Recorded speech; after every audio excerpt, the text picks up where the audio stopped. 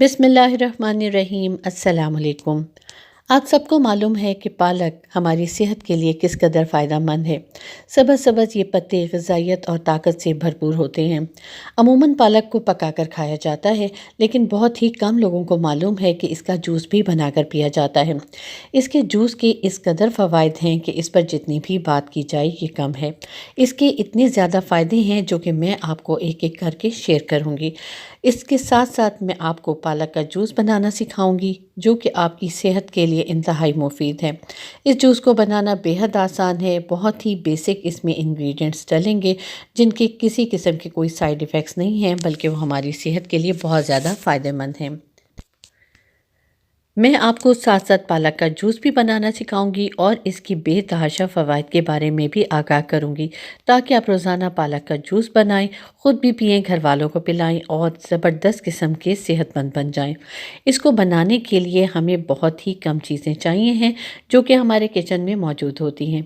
तो चलें इसे बनाना स्टार्ट करते हैं। लेकिन उससे पहले अगर आप मेरे चैनल पर नए हैं और आसान रेसिपीज़ और रेमेडीज़ सीखना चाहते हैं, तो इसे लाइक और सब्सक्राइब करें। बेल आइकॉन को प्रेस ज़रूर करें ताकि नई वीडियोस का नोटिफिकेशन आपको टाइम से मिल जाए। कमेंट सेक्शन में कमेंट ज़रूर दिया करें और मेरी वीडियोस को ज़्यादा से ज़्यादा अपनी फैमिली और फ्रेंड्स के साथ शेयर करना बिल्कुल ना भूलें। तो चलिए मैं आपको बताती हूँ कि पालक का जूस आप घर पर कैसे तैयार कर सकते हैं और इसमें कौन कौन सी चीज़ें ऐड की जाएंगी। जूस बनाने के लिए आपको सबसे पहले पालक तो चाहिए ही होगी। पालक आप सबको मालूम है कि ग़िज़ाइयत से भरपूर होती है। पालक के इस्तेमाल से हमारी हड्डियां बहुत ज़्यादा मज़बूत होती हैं। तो ये देखिए, मैंने फ़्रेश पालक के पत्ते ले लिए हैं। आप जब भी जूस बनाएं तो आपने इस बात का बहुत ध्यान रखना है कि पालक बिल्कुल ताज़ा होनी चाहिए और इसके पत्ते बिल्कुल क्रिस्पी होने चाहिए। अगर आप कोई पुरानी पालक का इस्तेमाल करेंगे तो उसका उतना ज़्यादा फ़ायदा नहीं होगा और ना ही वो जायके में बिल्कुल ठीक होगा। इसलिए आपने जब भी पालक का जूस बनाना है, हमेशा ताज़ा पालक के बस पत्ते लेने हैं। ये देखिए, जूस बनाने के लिए मैं भी पालक का इस्तेमाल कर रही हूँ और इसके लिए मैंने बिल्कुल ताज़ा पालक ली है।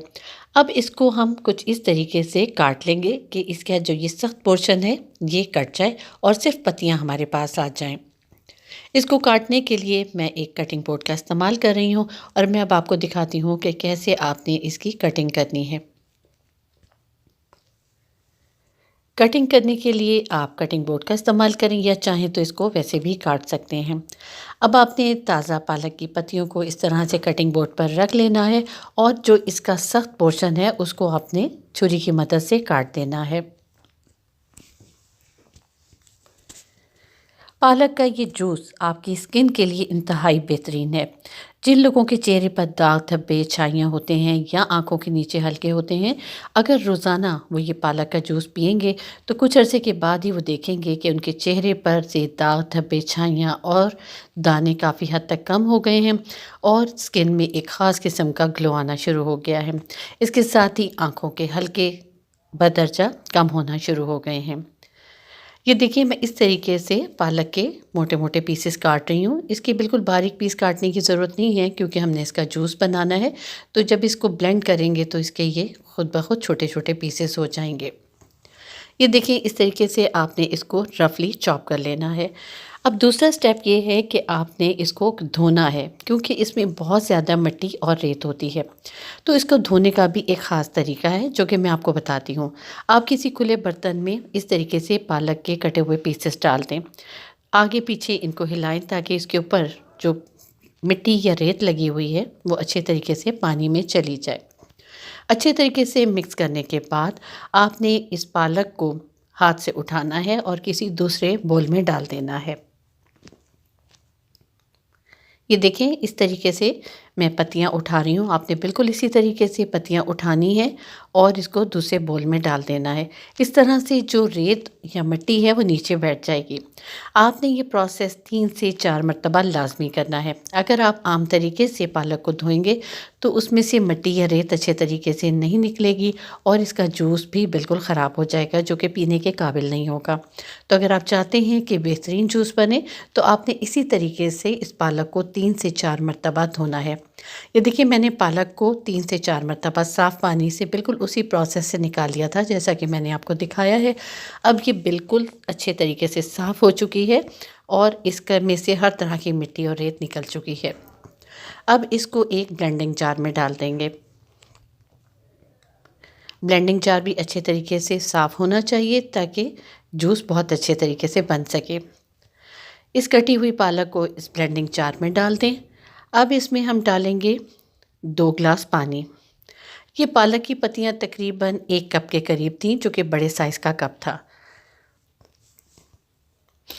ये देखिए मैं इसमें 2 ग्लास पानी डाल रही हूँ।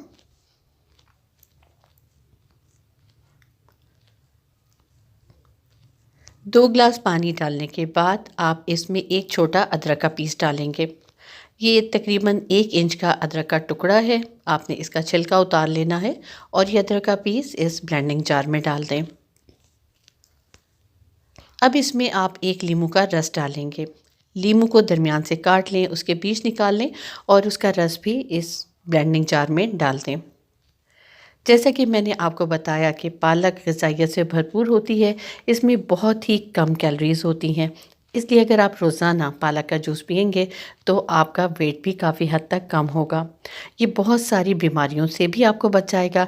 अगर रोज़ाना आप ये पालक का जूस पीते हैं तो आप बहुत सारी बीमारियों से बच सकेंगे।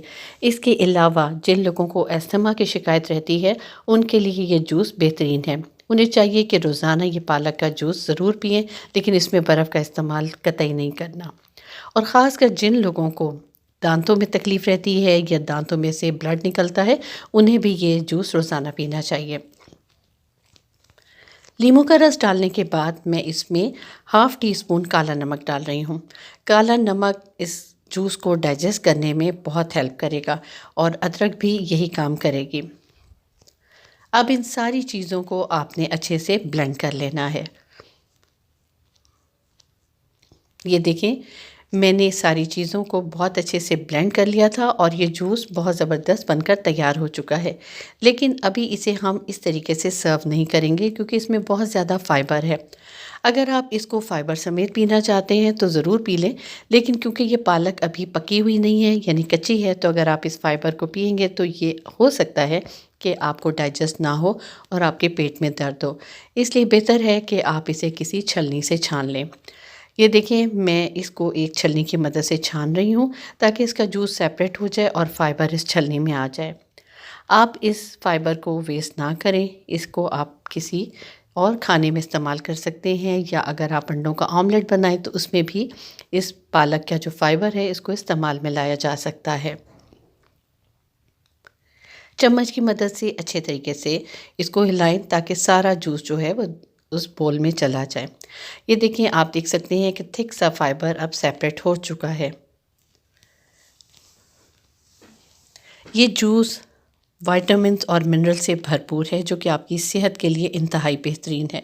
जैसा कि मैंने आपको पहले बताया कि अगर आप रोज़ाना ये जूस पिएंगे तो आपकी स्किन में बहुत ज़बरदस्त किस्म का ग्लो आ जाएगा। यह आपके इम्यून सिस्टम को बहुत स्ट्रॉन्ग करेगा। इसके अलावा जो बच्चे पढ़ाई में कमज़ोर होते हैं उन्हें अगर आप रोज़ाना ये जूस पिलाते हैं तो उनका ब्रेन काफ़ी हद तक स्ट्रॉन्ग होगा। ये जूस अब बनकर तैयार है। इसमें मैं मज़ीद कुछ चीज़ें डाल रही हूँ। ये मैं इसमें डाल रही हूँ 1/4 टीस्पून भुना कुटा ज़ीरा। आपने सफ़ेद ज़ीरे को ड्राई रोस्ट कर लेना है। किसी भी फ्राइंग पैन में इसको अच्छे तरीके से ड्राई रोस्ट करें और उसको अच्छे से ग्राइंड कर लें। और साथ ही मैं इसमें डाल रही हूँ 1/4 टीस्पून काली मिर्च का पाउडर। इस तरह से ना सिर्फ जूस बहुत ज़्यादा जायकेदार बनेगा बल्कि ये आपको डाइजेस्ट करने में भी बहुत हेल्प करेगा। ये बेहतरीन किस्म का पालक का जूस बनकर तैयार है। अब आप इसे किसी ग्लास में निकाल लें।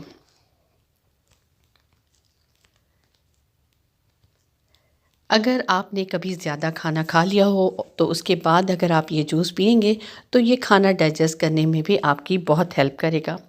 रोज़ाना इस जूस के इस्तेमाल से आप देखेंगे कि आप बहुत सारी बीमारियों से बच जाएंगे। ये कैंसर से भी बहुत हद तक प्रोटेक्ट करता है और जो लोग डायबिटिक हैं उनके लिए तो ये जूस बेहतरीन है। नज़र की कमज़ोरी के लिए ये जूस इंतहाई मुफीद है। रोज़ाना पीने से आप देखेंगे कुछ अरसे के बाद ही आपकी नज़र में काफ़ी हद तक तेज़ी आ गई है। इसके अलावा जिन लोगों का वज़न तेज़ी से बढ़ रहा है और वो अपना वज़न कम करना चाहते हैं, उनके लिए तो ये बहुत ही ज़बरदस्त जूस है।